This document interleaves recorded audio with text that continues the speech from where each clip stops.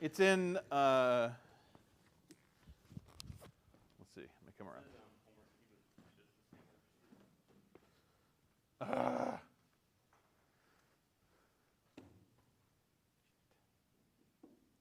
Chose the wrong. I'll fix that. See, it's a good thing we do this. There's people sitting at home right now just getting really pissed off. Those two files are right next to each other on in the folder. All right. Who's first? All right.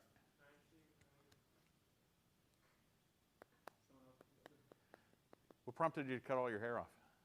Oh, you know Deeks versus Cancer? Yeah. Okay, that explains, because like a whole bunch of you had, and I didn't know if, I didn't know what was going on.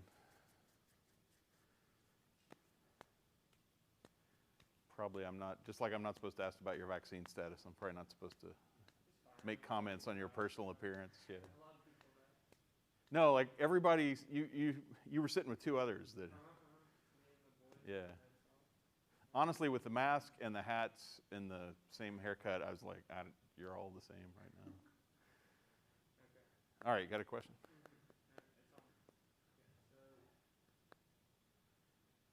Chapter 9 asks like questions on the acidity of alkynes. Yeah. Like, So it's acidic, right? So it's not super acidic. So sort of any alkyne, and it's not. Yee, look at that.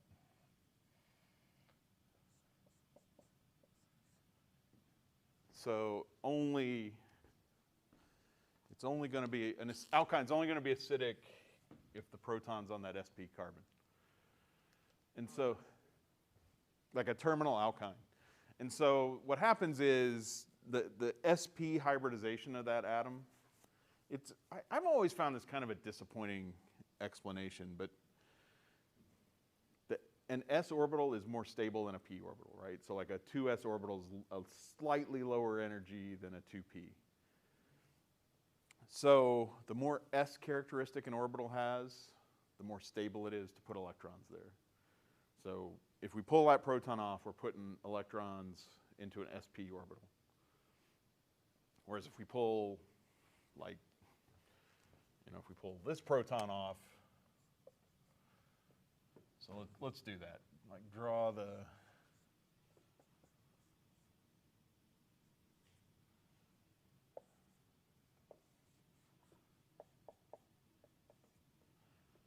so the lone pair, I guess I should draw the orbitals out if I'm going to talk about it.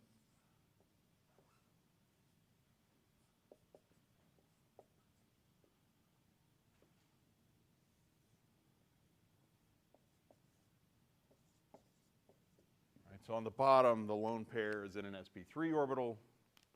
The top, the electrons are in an sp orbital. And so those electrons on the top, being in an sp orbital, are a little more stable than the electrons in the sp3. And so this pKa winds up being about 25.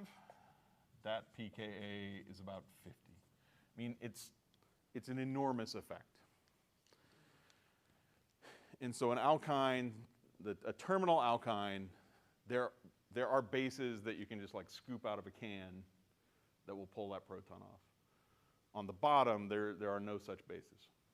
So in Orgo 2, you guys will see how to make that anion at the lower right. But the chemistry that does that is not acid-base chemistry. So this would be like, the classic base that does this is NaNH2. Right, so then you wind up with NH3, and that has a pKa of about 33. Right, and then that alkyne anion, okay, so it's more acidic than most CHs, but it's still not very acidic, which means that, right, so this is going to be a weak base, sorry, a weak acid, the conjugate base of a weak acid is a strong base. So this is a strong base. It's sterically pretty small, right? The electrons are sticking out. It's kind of bullet-shaped. The electrons are out in front. All the rest of the carbons are behind. So this is also a really good nucleophile.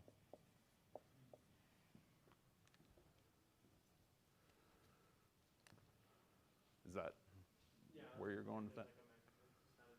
Yeah, so that alkyne anion can do SN2 reactions nicely. It can also do, I mean, it can be the base in an E2 reaction, but you can have it be a nucleophile in an SN2 reaction.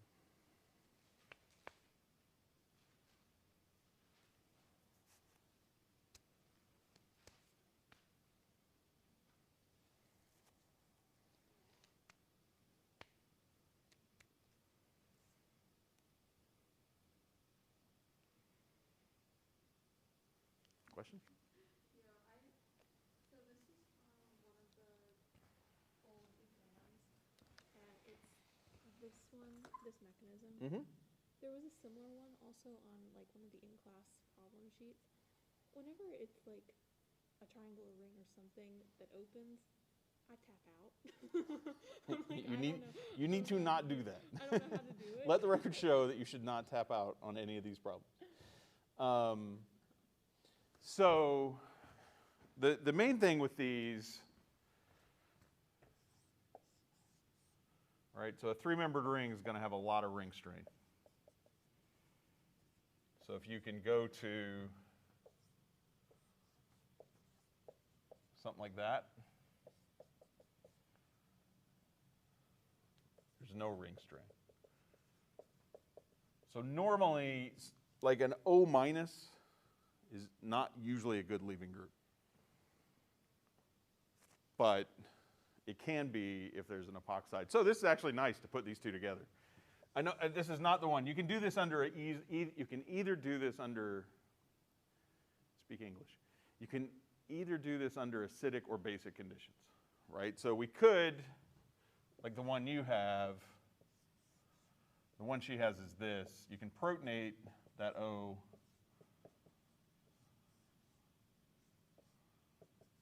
And now a weak nucleophile will open it up. The weak nucleophile is going to hit the carbon that would have the best carbocation, right? So it's going to come from something, an acid. In yours, it's HCl. Yeah. All right, so if we protonate it, we're going to attack the more sterically substituted position. And that's because that carbon would be a better cation. You can also do this with just a direct attack. Right? And we could use this anion up there, right? So this is actually a really nice reaction, alkyne anions. Then if this is like an SN2 process, it's not going after the more positive carbon, it's going after the most sterically accessible proton. So this would hit here. All right, so then you'd end up with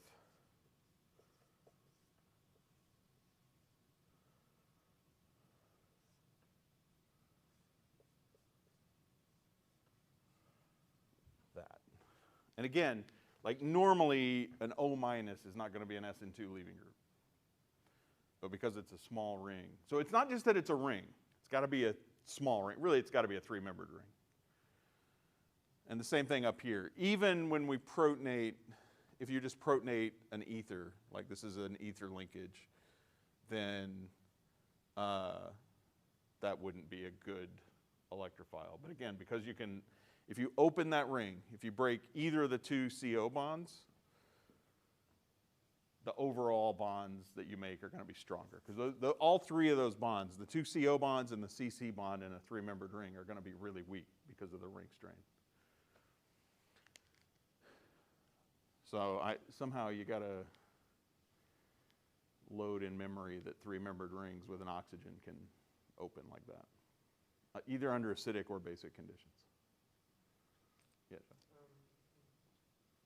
So my first question is like, if a water molecule came along, would the hydrogen attach to that oxygen? Well, so yeah, so I mean, you could do that, like this weak nucleophile could be water pretty easily. Right? That could be water, it could be methanol, it could be a whole bunch of things. And this often, and it will, yeah, so all this is equilibrium. Generally speaking, acid catalyzed reactions, so SN1, E1, that involve cations, there's a whole bunch of equilibrium stuff going on. SN2, E2, it's usually pretty direct, right? Like you've got some strong nucleophile, it attacks, and that's it. So from here, like once we get here, this is not going backwards. You've got an O minus versus a C minus. So this is not going to like kick out a C minus here. So once it gets here, it's done. I mean, the next, you'd add some acid at that and you'd get an alcohol out of it. And then, do elimination reactions favor more stable carbocations and substitution reactions? Well, if you're going to make a carbocation, no, like E1 and SN1 are going to go through the same cation. If you make a carbocation, you're going to get the most stable carbocation. Even if SN2 can't happen because of tertiary? Right. So if an SN2 can't happen, you're going to get E2, but that won't involve a cation either way.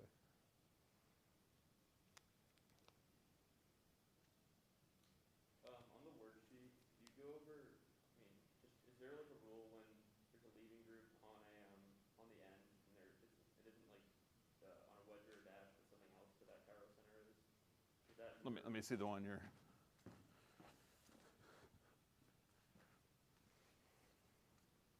So does that become a dash, or does it just stay the wedge? That would become a dash. Even when the leaving group is what? Yeah, well, because it's the carbon that gets inverted, right? It's the carbon, okay. Yeah, so let me put that one up.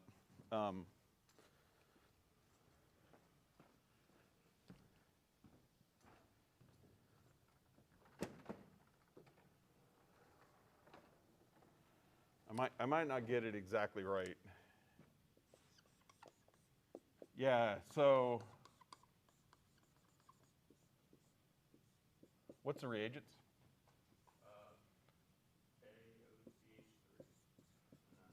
Methanol. And what's the temperature? All right, so you go through this, methoxide, OCH3 minus, strong base, good nucleophile, 20, so it could be you got a secondary halide, it can do SN2 and E2. And so you got a good leaving group. So at 20 degrees, we're going to do SN2. So we're going to invert here. All right, so you got an OCH3 minus. It's a backside attack. And that inverts that stereochemistry. And so your question is, like a lot of times I'll draw the leaving group being wedged or dashed. But here you would actually get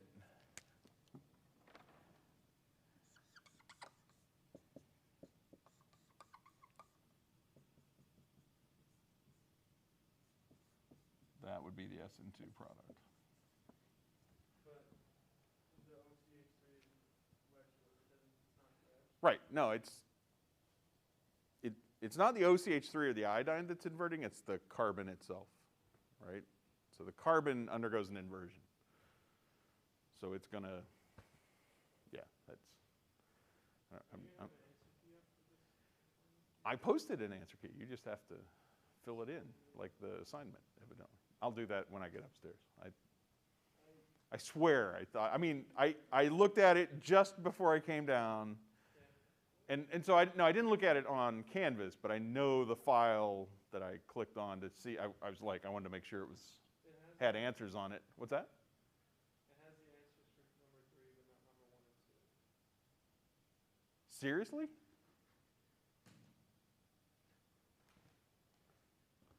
Oh, yeah.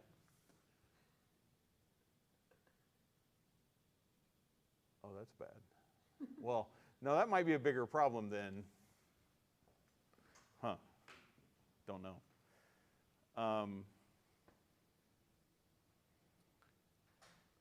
Yeah, well, at some point you'll get a key for that, yeah. Oh, I wanted to, there's one below that. Do you have the assignment? Do you have the assignment pulled up? I can, but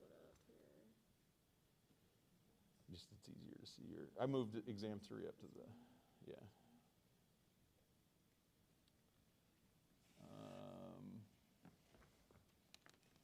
Okay, so I just want to make this point a little more.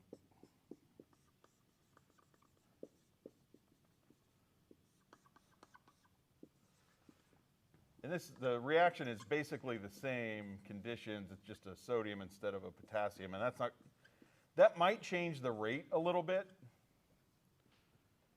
So potassium methoxide tends to dissociate a little better than sodium, but I mean, it would be hard to tell. All right, so again, this is going to be, all right, so the OCA3 is going to do an SN2 on the bromide, but now I just wanted, this chiral center is not involved. So that's going to stay the same.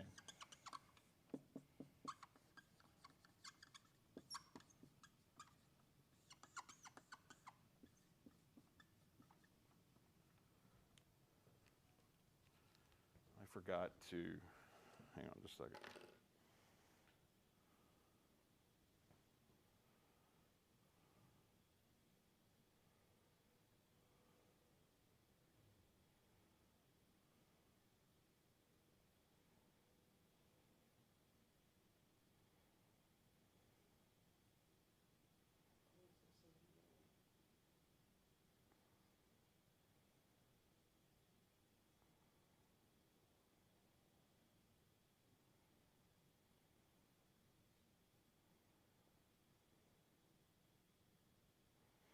All right. Would you, I mean, are you gonna post an answer to with the answer?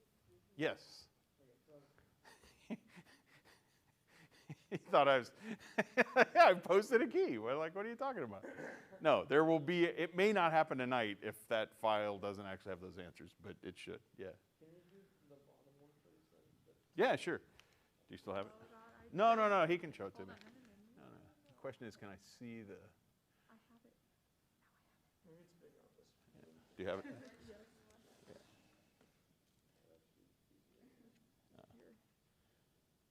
I want a touchscreen. All right. Crap, I really can't believe that doesn't have. All right, so what are the conditions?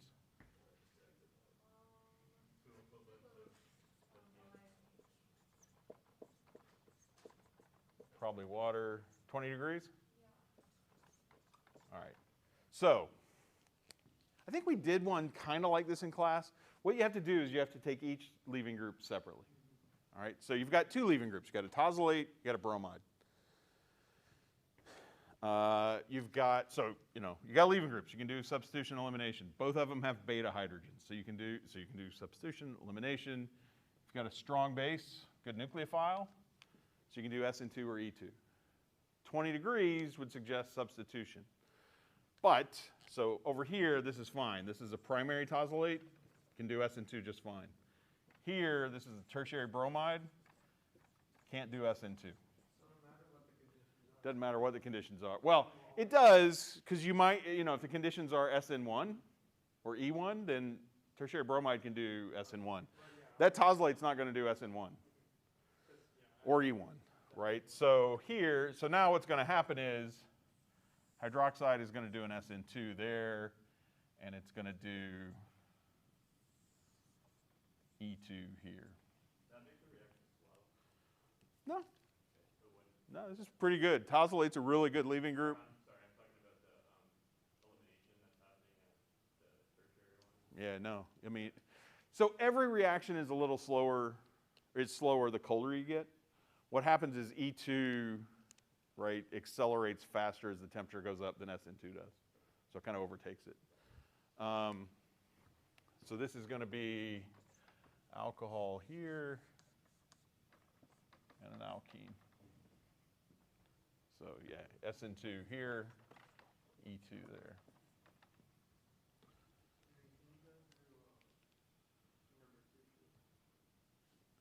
I'm going to have to see it.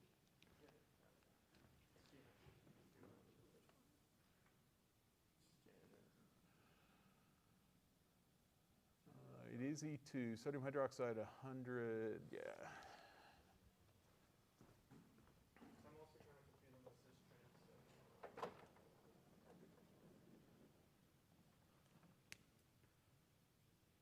Is there an alkene in it?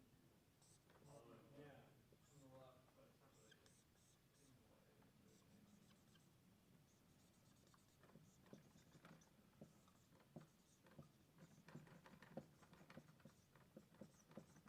way. Right, so you got a leaving group, got a strong base, good nucleophile, secondary halide, you can do SN2 or E2, high temperature. So you said it was E2, that's correct. Question now is, what's your product going to be? And so there's basically three you can get. We can get a double bond there, a double bond there. If we put it here, there's two different ones. So we could get, yeah, like you said, nothing's happened into the other one. Could get the methyls be cis or trans.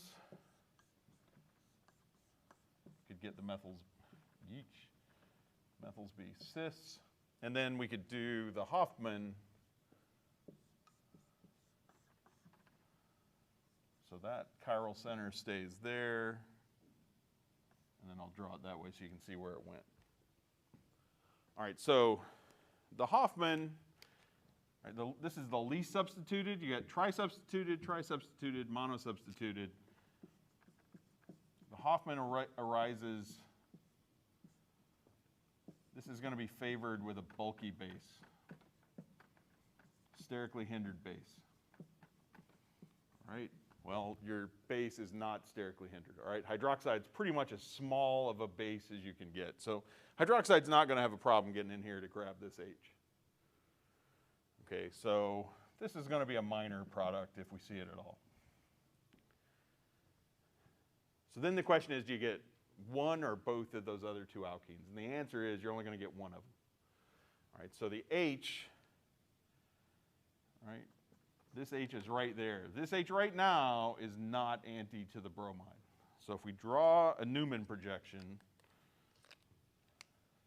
and you pretty much have to do this unless you can see it in your head. All right, so if I'm here, I'm going to have a bromide down.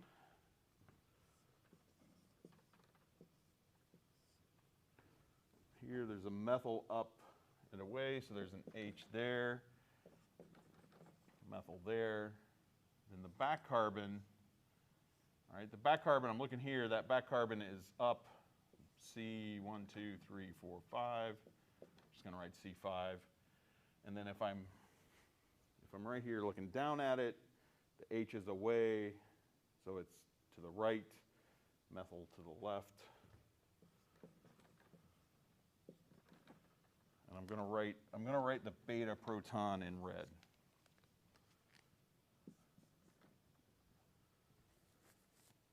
All right, so the leaving group has to be anti to this proton, and right now it's not. So this elimination is not going to happen. And I keep phrasing this like you have to rotate the bond. Like you don't have to rotate the bond. The molecule naturally is going to adopt all these different conformations. You just have to figure out what it looks like when this H is here, anti to the bromine. So let's draw that.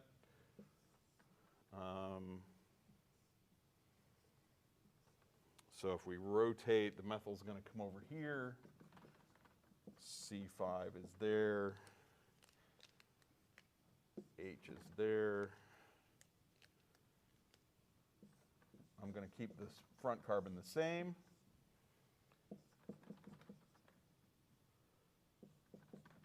All right, so now I've got the proton, the beta proton, the leaving group are anti. And so that's the conformation the molecule is going to be in when the elimination happens. And the E2 is one, right? It's one step. So hydroxide grabs the beta proton, you make the double bond, you kick out the leaving group, all in a single step. There's no chance of rotating around, so the whole thing just collapses. When you look at the Newman that results in the elimination, anything that's anti ends up trans. So methyl will be trans to methyl, C5 is going to be trans to H. Anything that's gauche, anything that's on the same side of this line will end up cis. Methyl ends up cis to C5. That methyl ends up cis to H. Right, so methyl and C5 are cis, methyl into H. The two methyls are trans. So that's the only one you get. All right, you don't get them both. If this was an E1, you'd probably get all of those.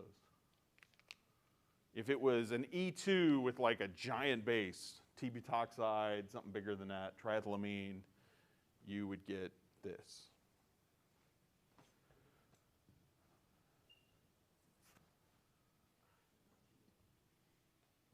It's fine. I mean, this sheet's going to be graded. Like I'm going to go in.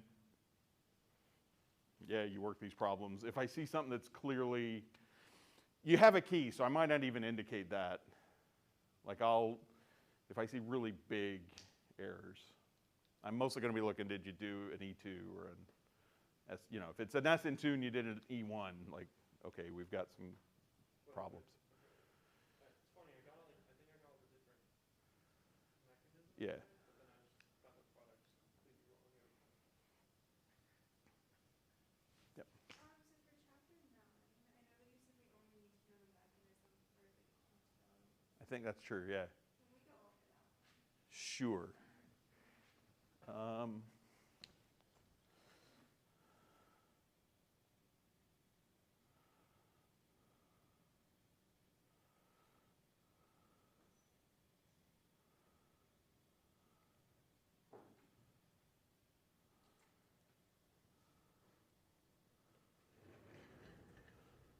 Nope.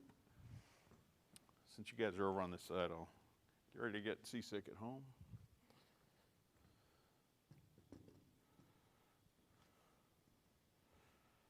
All right, you can still see that.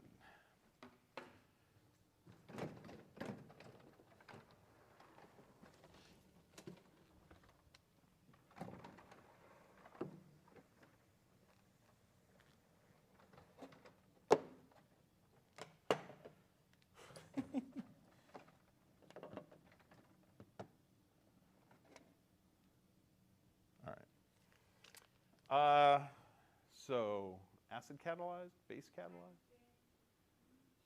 Do you have one? Do you have something that you? I think we did one example in class, now I'm just a little confused. There's sort of yeah. Let's do acid catalyzed.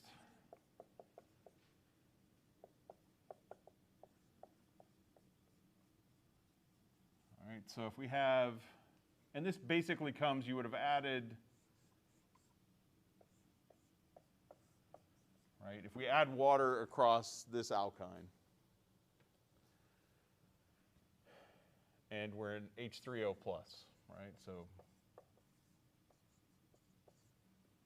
and the product we're going to get, so first of all, you want to know what the product is of a keto-enol tautomerization. In an enol like this, you've got a carbon-carbon double bond bonded to an OH. The tautomerization is going to turn the CO single bond into a double bond and the CC double bond into a single bond. So the product here is going to be that, right? CO single turns into a double, CC double turns into a single. All right, the mechanism for that will be, all right, we're going to grab a proton.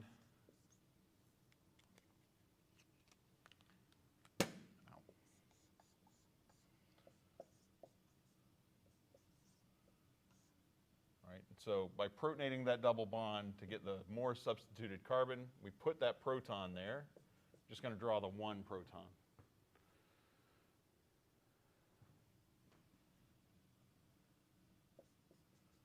And then water will take that proton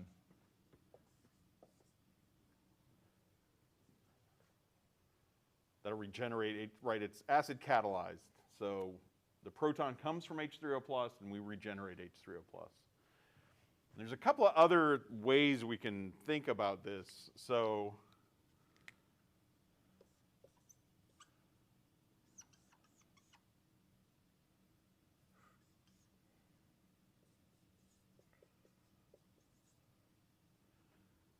the cation here, right? There's a resonance structure where you just basically move one of the lone pairs down. And this looks a lot more like how you get up there, right? So now you've got a carbonyl that's protonated. And so again, water is going to take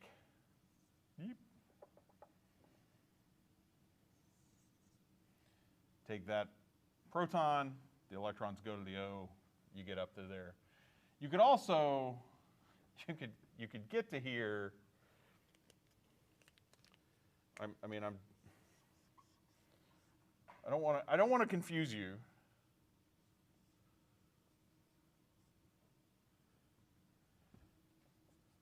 But there's a lot of different ways to draw this because of the resonance structures, right? So you could actually have the O electrons involved in the first place, right? So if you have those O electrons push into the alkene and then the alkene react, that would take you immediately to this one. And all of those are fine. What you don't want to do is have water grab this H first. You never want to have a strong base. So acidic conditions, we've got Lewis acids, we've got strong Bronsted acids. You never want to have a strong base. All right. So then there's a base catalyzed way to do this.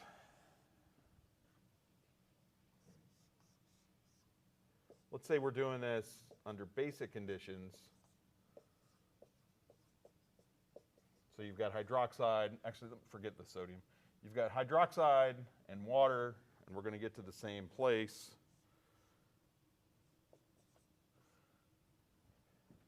All right, so the same thing is going to be true. We're going to take this proton off first.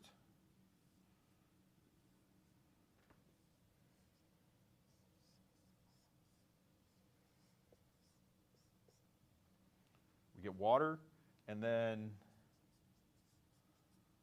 we can move these electrons down, take a proton from water, and that'll get us to the same place. But the same thing, you don't want to ever make an acid in base conditions, right? You never want to protonate an oxygen or protonate a double bond. And you want another mistake that happens a lot, and there's on the final project, there's a problem kind of related to this. And something a lot of people will do, like if you wind up with, I'm going to change, a lot of people will get something like this, and then they'll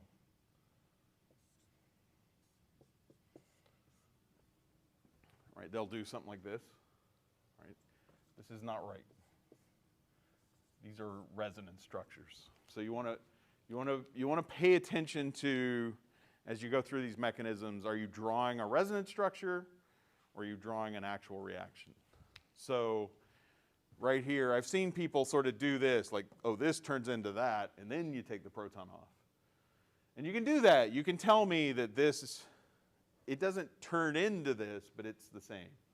And if you want to pull the proton off from here because it is more comfortable, you've got the carbonyl already there, that's fine. But just don't tell me it's an equilibrium. Tell me it's a resonance. Yep. Can you bring on the mechanism for number 2 in the sheet? Number 2. Like there's no leaving group, you got like it ends with the substitution. Yeah. Do you mind if I cover this up? Do you mind if I cover the keto, you know? Oh, yeah. Okay.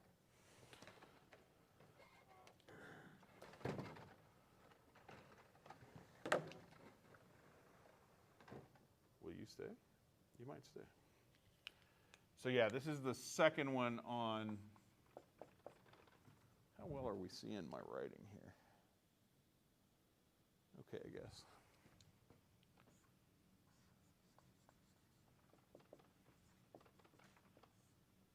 No, sorry. Ah, there's an H there, something there. All right, and then this is, what's H3O plus? H3O plus And do I give you the product? yeah. And I ask you about the EE. So is this, what's the EE on this one? 100%. All right, so it's this enantiomer, and then I ask you what the EE is over here. Yeah. All right, so there's a migration. Anytime there's a migration, that says there's going to be cations, carbocations, right? So the OH basically moves from here to there. The only way for that to happen is if we have some sort of hydride or skeletal migration. So we have to generate a carbocation. That means we have to have OH come off as an OH2. And so that's going to be, we're going to have to protonate the OH to do that.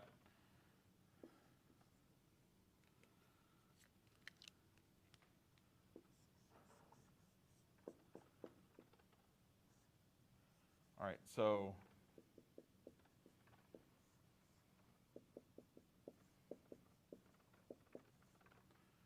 protonate that thing, and again, that's reversible. All the SN1, E1 kind of mechanisms, carbocation mechanisms, are going to involve a lot of reversible steps. And then we get let's have OH2 leave. OH2, I just said OH2, nice. Can confuse a lot of people by calling it OH2. All right, so water leaves.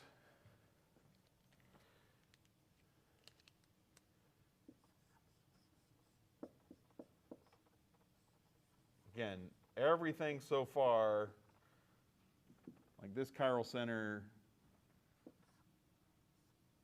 stays the same, but now we have a secondary carbocation. Secondary carbocations can form, but they're not super stable. And so by having the hydride move, we're going to generate a more stable carbocation.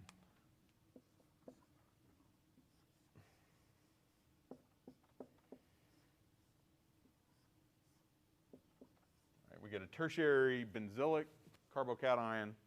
So it's resonance stabilized, it's more substituted, that's a more stable carbocation. But at that point, we lose our stereocenter, right? So here, this EE is referring to both stereocenters. We lose one when this one leaves, but that one is still there, and that one is, if this is 100% EE, this one is 100% the methyl's sticking out at us. But now, right, that one, the hydride can move. That's no longer going to be a stereocenter. This hydride actually does move to the back, right? If the hydride, if the H that moves is behind, it's not going to like crawl over to the front here. So if there was something else here, that hydrogen would come from the back. But it doesn't. We lose that stereocenter, and we lose that stereocenter, right? This carbon is no longer going to be chiral. It's sp2, it's trigonal planar, it's flat. So now water can come in from either side, front or back, left or right. And again, it comes in as water, so it's going to be protonated, or the result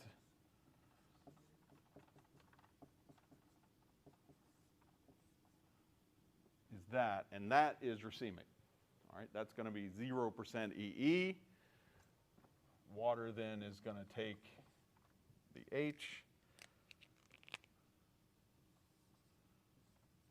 That moves us to the product, but again, it's going to be 0%.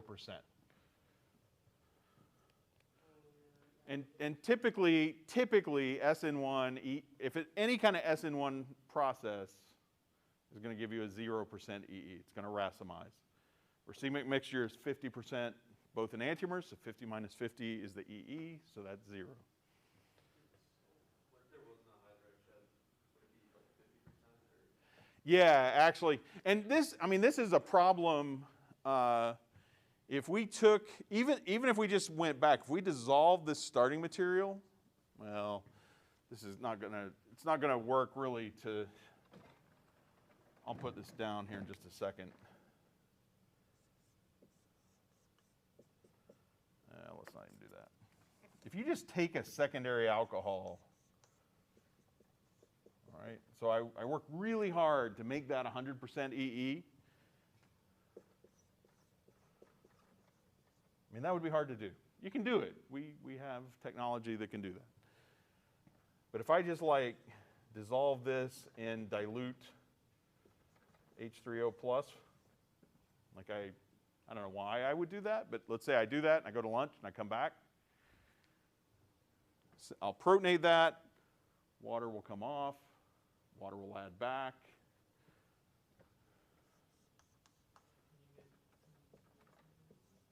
%, EE. And honestly, that probably wouldn't happen immediately. Like an hour might not be enough, but my 100% would become like 80%. You can do this also with SN2 reactions. Like if I made that instead of an alcohol, if that was a bromide, 100% EE, the bromide's back, but I put just a little bit of bromide minus in. Like bromide minus can kick it out, do an inversion, and it eventually will racemize. So there's a lot of, and you'll see some of that if you look at old exams. There are questions like that. I actually wasn't that far on it, but for some reason I decided that OH would take the hydrogen, like you said, whether it was Here? Yeah, I didn't include it leaving. I already said it left. So like this went straight to the cation? Yeah, exactly. Yeah, you got to show it with the water. Sometimes, and this can happen with a primary, right? If this methyl wasn't here, if this was a primary carbocations don't form easily, and so you get arguments. I try to always involve a secondary cation. I don't really want to have a problem with a primary cation, because you could say, oh, a primary carbocation is not going to form. And so then if that happened, you might have to draw it. Right, if we had this,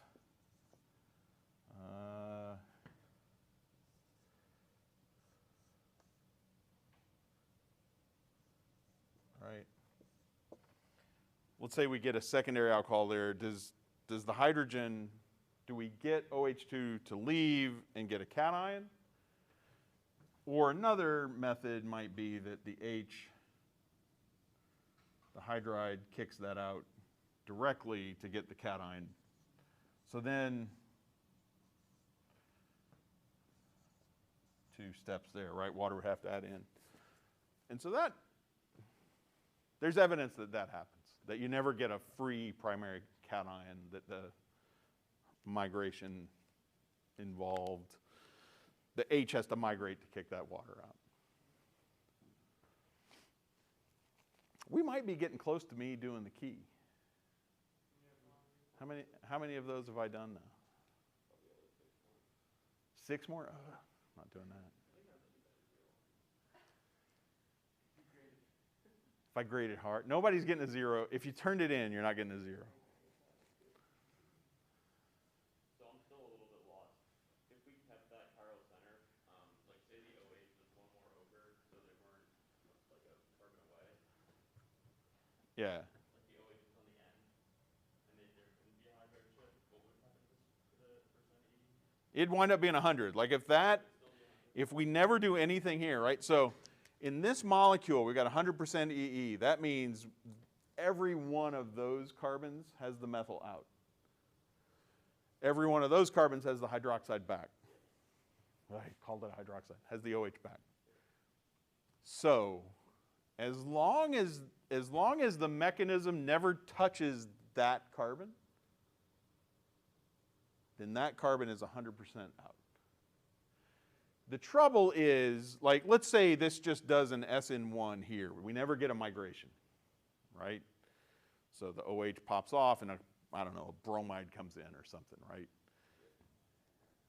Then you can't say you're not going to get 100%. You're not going to get 100% of one product. So if we do 100% SN1 on that carbon, some nucleophile comes in, you actually end up with diastereomers, right? So if we do SN1 here, we'll get half the nucleophile would be from the back, half would be from the front.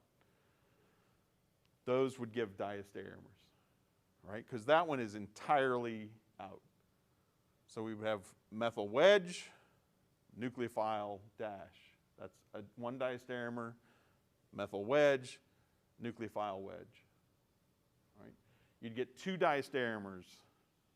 Both of them would be 100% EE because the methyl is only going to be wedged. Does that clear stuff up for you? Are you always gonna show migration? Like we're never gonna have to guess. Boy, I don't want to commit. I got to go home to my wife. I've committed to her, all right? So I'm never going home to somebody else. But I don't want to commit to you guys like what questions I'm asking.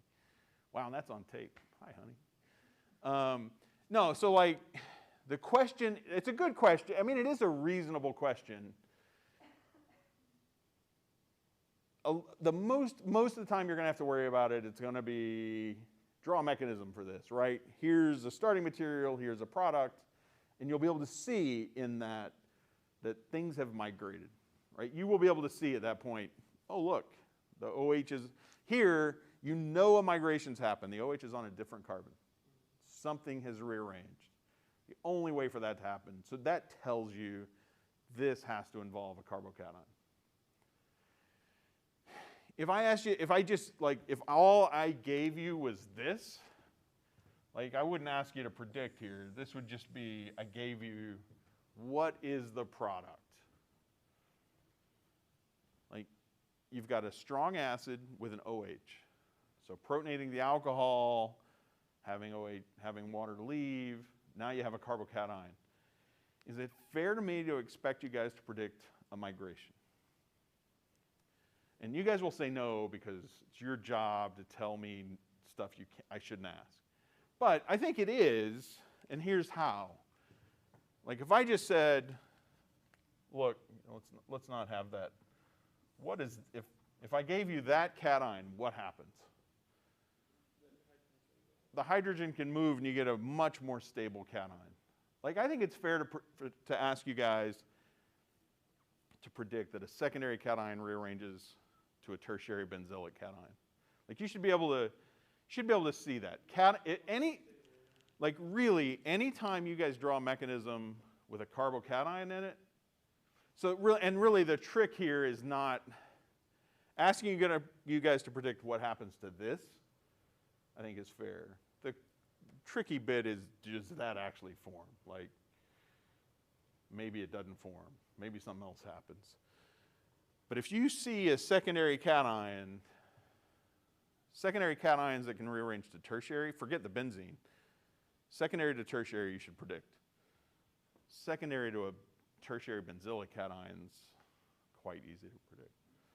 I mean, having said that, no, probably, I mean, that's asking you to predict a product, like the more stuff happens between the starting material and the product, the harder it is to predict that it happens. And I mean, that's true in life, right? Like, I'm going to go home tonight and have dinner. Where am I going to be 12 years from now? I don't know. Like, I mean, at dinner time, there's a reasonable chance I have dinner with my wife, but like I could say I'm going to have dinner with another woman, and there's all sorts of answers to that. Could be my mom. My mom lives down the street too, right? So, see ya. So I'm just saying, like, the more stuff that happens, the harder it is to predict. When I did on all these answers, I assumed that the hydrogen would jump to another carbon to make them more stable. So like on the first page. And so if those are E1S-N1 reactions, where you get a cation, and you're going from primary cation to secondary, or secondary to tertiary, or not delocalized to delocalized, that's a reasonable thing to predict. If you're right that a cation formed, I honestly don't remember what those are. So, yeah. What I will tell you, if I don't take the bag of groceries in my office that I went out for this afternoon home, that will be very unstable. She's expecting that avocado to come home. Probably more excited about that than me right now. No, that is not acceptable. Bring the avocado home. There's some eggs. I can leave the eggs home, but the avocado better get home. I'm a little focused on dinner right now. I haven't eaten since 11, all right? I gotta think ahead. Like, okay, you're getting home late this evening. Don't eat your lunch at 11 o'clock. But I was hungry, so No, I had. should have had a snack. Is what I should have done. Anyway, do you have more chemistry questions? I'm actually good. I have a like rate reaction question. A rate? Yeah. And this is like a ranking one. Ooh, that's not the yeah. I got that one would be. Oh, and this is actually so. I'll put this up. This is like not going to be on an exam. Oh wait. No. So it's CL2, CL2. No. It's not because you guys that could easily show up on the final in, right? And the final is 4 days after the exam. So ordinarily I might just say let's not do that right now, but.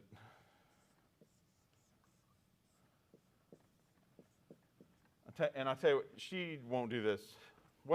Draw me the product of that.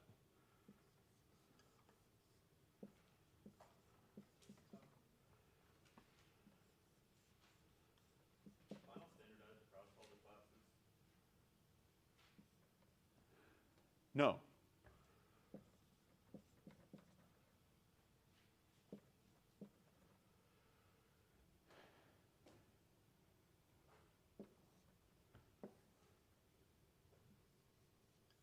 Is that the right middle one, Julia?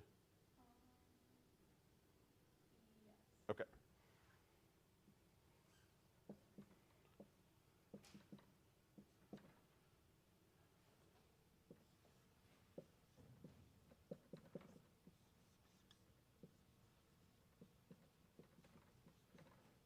So this is just going to, X2 is going to add to an alkene to give anti-addition.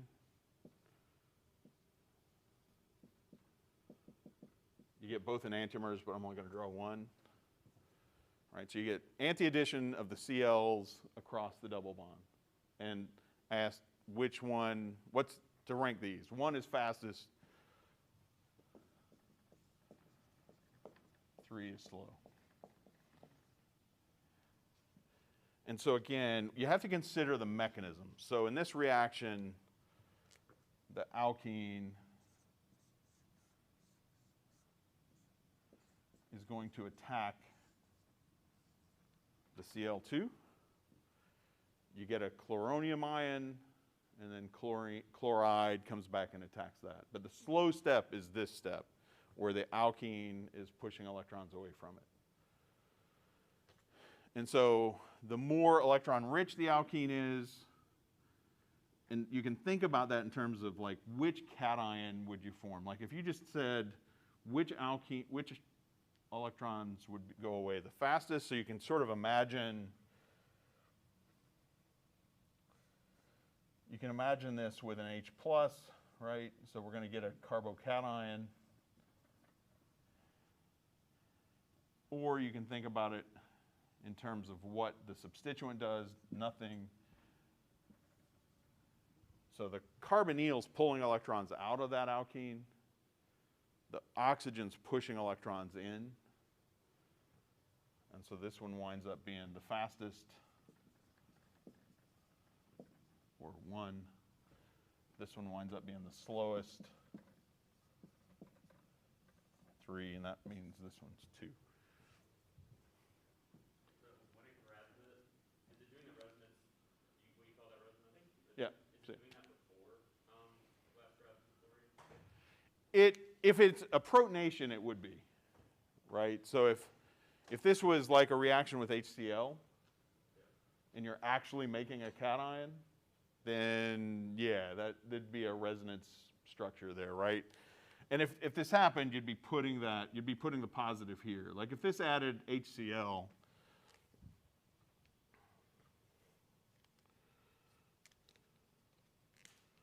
Yeah, I guess I'm confused where the change in that the electrons supply, so when that happens. right? So this, you could draw this.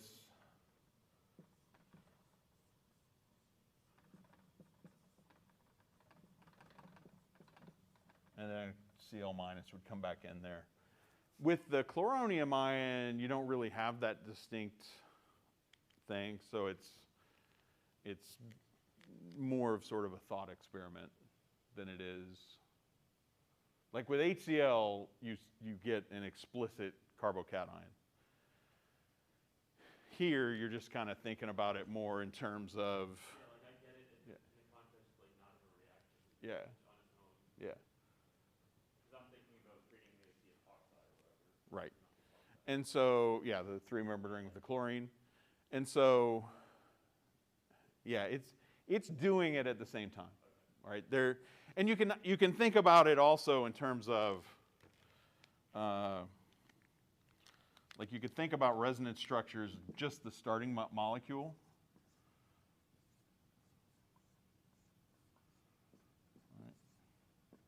Right, you have that resonance structure, right? O plus, C minus. And then over here, you could have a resonance structure that's got an O minus and a C plus. Right, so the carbonyl is pulling electrons out of the double bond in a real sense. And the one in the middle is just sort of, doesn't really have any resonance from that the CH2 that's bonded to the ring instead of an O or a carbonyl doesn't really do anything by resonance. So what's like the fastest one because you have like the O, what does the O do, like attracting the electrons? So yeah, this is all, that's a great question. I was thinking like in the second one I didn't have that. Right. So it would just, Yeah, so this O is both donating by resonance and withdrawing by induction. And it turns out that the resonance effect is greater than the inductive effect, right? If this were an S instead,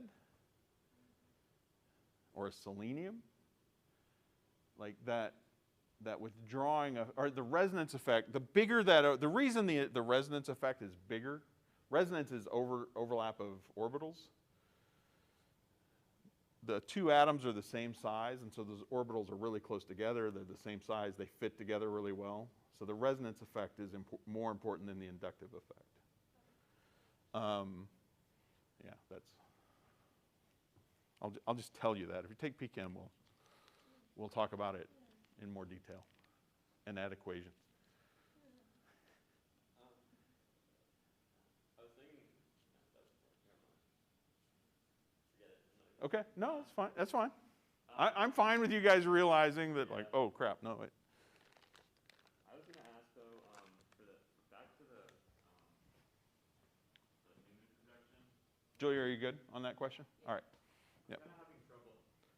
I don't know why. So I always thought, or the way I've been doing it, and it's been getting it right for me for whatever reason, is that like I drew it for this one. Like whatever ends up pointing upwards in the Newman is what is up on the Alkyne, and whatever ends up pointing down is what goes down. And that worked for that question, but the angle you looked at it, I'm kind of confused how you get from the Newman to the actual bond. So I'm trying to see how you. I looked at it from below, I mean, you could do that. I mean, it's. but it didn't work. And so I've been sitting here trying to figure out how you go from the Newman to the. Like, how do you know that? How do I go from here to the double bond? Yeah. Well, and like if you draw you can draw the Newman for the double bond, right? That heart kind of looks like.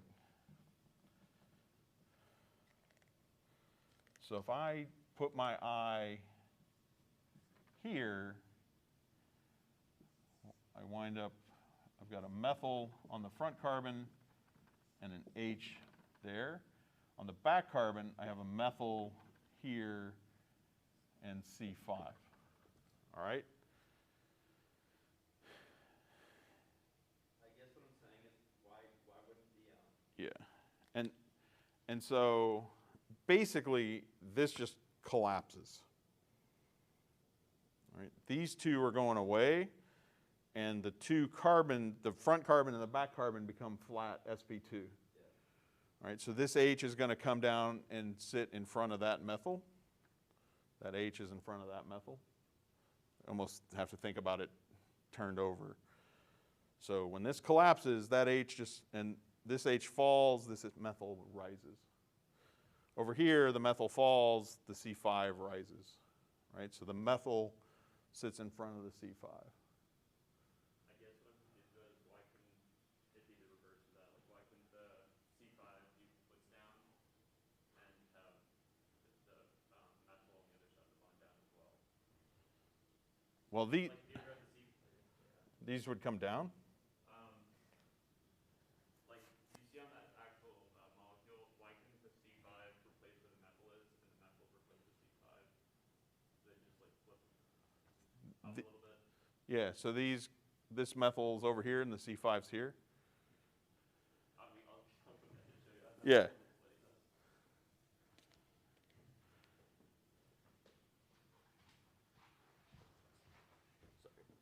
So I know you can't rotate around a double bond, Right. but why couldn't this be down? Like, how does it get to be in opposition and the methyl not be here? Well, I mean, so the whole, and that would be fine, but then the whole molecule has to flip so over. then this would go here. And, That'd be Micron fine. would be up. Yeah, that'd be fine. all right, that's okay. Yeah. Cool. Appreciate it. Like you're just looking at the molecule from a different, and honestly, that is, what you're suggesting comes from that better than that. Because like if you look at mine, you'd basically need to rotate the entire molecule then. Or, sorry, you'd flip it over front to back maybe. Yeah. Yeah. And you can do you can do all those. Yeah. It just has to be, the C5 has to be trans to the H. Right. And the two methyls have to be trans to each other. Yeah. And if you do that, like you could draw this molecule any way you want. As long as the two methyls are trans, it's fine. Another question? You're good? Matt? I got two more. I always got questions. Yeah? They're with the final project. What's that? I'll stay on this side. Yeah, it's fine. So there are a few quick ones. Like for this, can you just treat that as CO2? You can, yeah, except one of them's an I. Yeah. Yeah. And actually it winds, yeah. Okay. Okay. And then with conformational isomers, I feel like I haven't gotten a lot of practice with them. So is it a conformational isomer if it's different based on Newman, but it can rotate around a bond to then have the same? Yeah. And if it's the same name, then it's like the same. So if you've got two different structures and they would have the same name, but they're not superimposable, the two structures are not superimposable, those have to be conformational isomers. Well, what if rotating made them superimposable? Yeah, if rotating makes them superimposable, they're conformational isomers. The same name though, they can't be any other kind. I mean, they either have to be the same or they have to be conformational isomers. Yeah. Yeah. For number 10, so we start with this. Uh-huh. For the mechanism, do you want us to draw with it after it had been rotated? Either way. For the mechanism, it can be either way, really. And then the last one, wherever it is. Oh, I attempted the 30-pointer. Cool. I had a little nudging from Mo, but it took me like 4 hours, and that was definitely not the thing to do before lab final today. But.